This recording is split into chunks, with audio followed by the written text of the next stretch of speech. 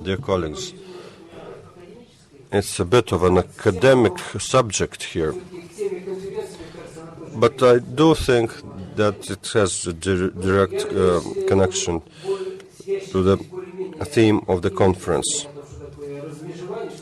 Well, polarization and the concept of polarization, well, of course we understand whips and a rock model.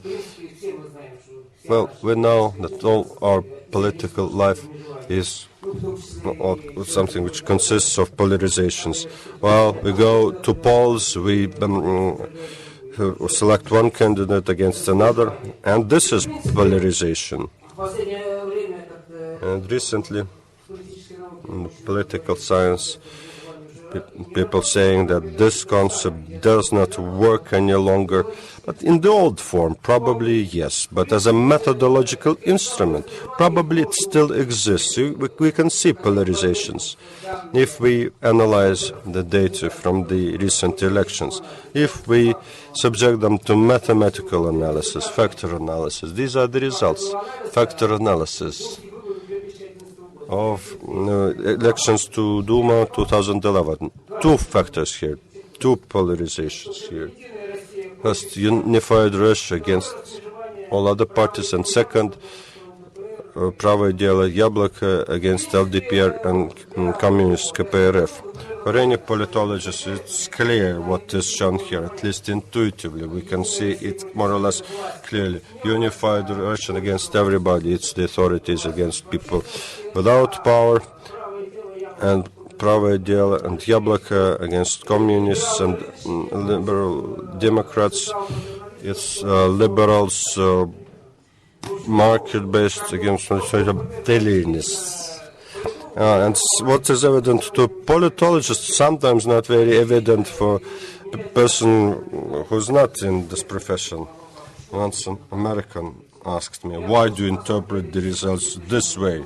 I then thought, of course, we need additional proof. And with that purpose, I used election materials, what the various parties use as slogans, agendas in their political campaigns. I put this position on each issue of each party on a scale from -5 to +5. As a result, we have this picture. Three polarizations. First,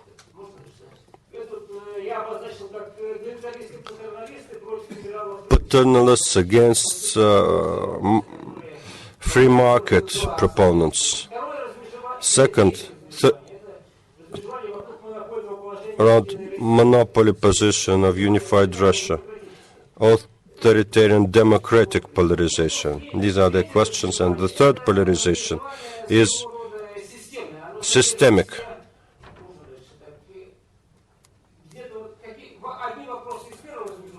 Some questions from the first set of questions, some from the second. What this one shows is the balance of forces in the society and political space which we have around the vector for the development of the country. On the question where to move. Shall we move forward, stand still, or move backward? I analyzed the political agendas of all parties from 1993, and I see that this is a permanent thing since 1993. First, polarization, social, economic, and second, a systemic, and third, this authoritarian versus democratic. The only exception was in 1993, actually. The systemic and social economic changed places.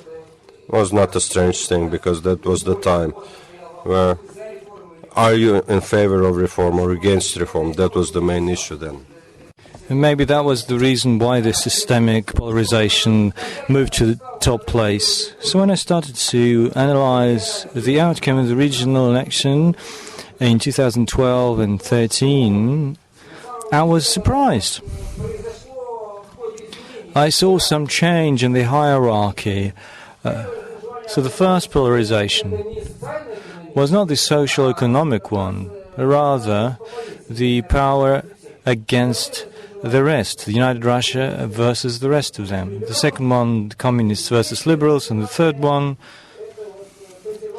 conservatives versus liberals. So the third polarization jumped to the top place and the rest moved down.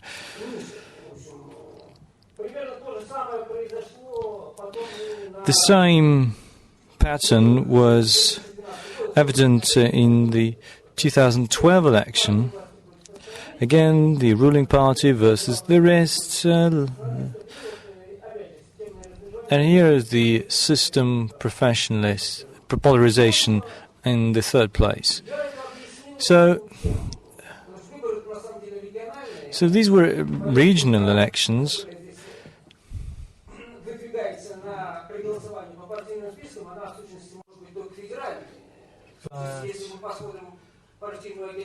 If you look at the campaigns, it's not possible to differentiate between a communist and a ruling party candidates. They speak and promise the same things. So the only differences you have is when you have federal elections. And it was always in the spotlight of the press.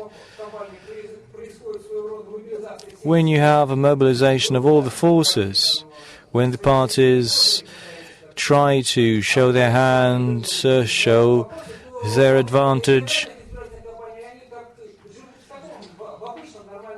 But that's what happened during the federal election, while during the regional election, they mostly care about some local specifics. And it's a tug of war.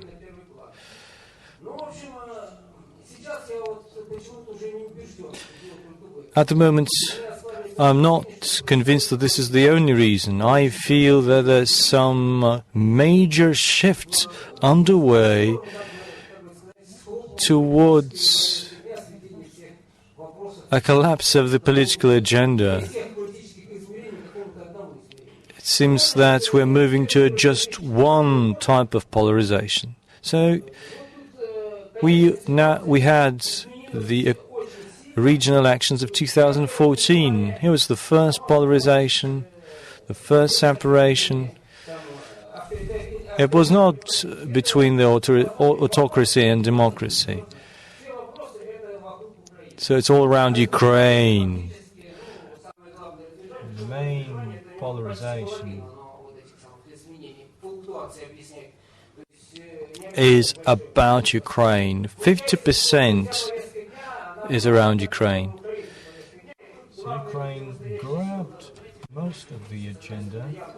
So you have Yablka and RPR Parnas on one hand and the rest on the others. And Civic Platform by Mikhail Prokhorov is somewhere in that area too.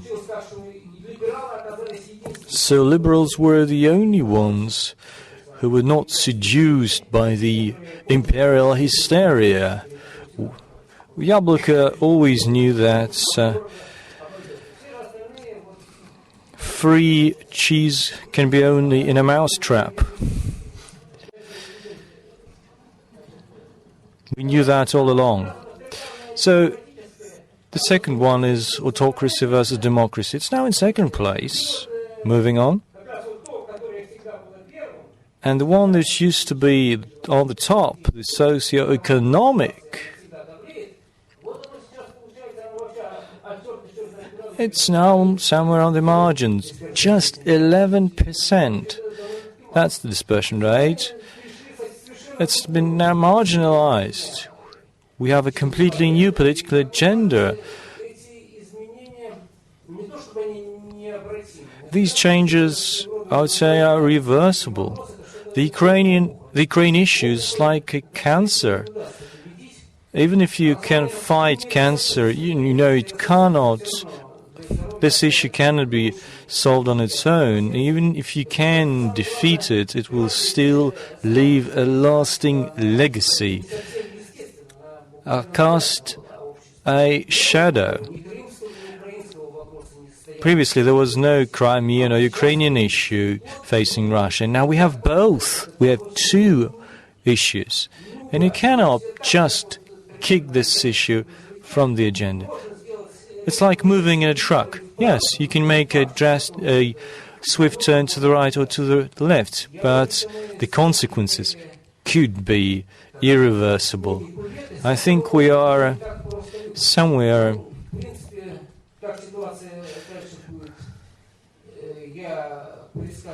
in a difficult situation.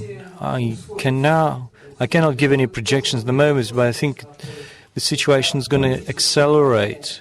What we've seen in the campaign between the parties, that will lift a lasting legacy. Thank you very much.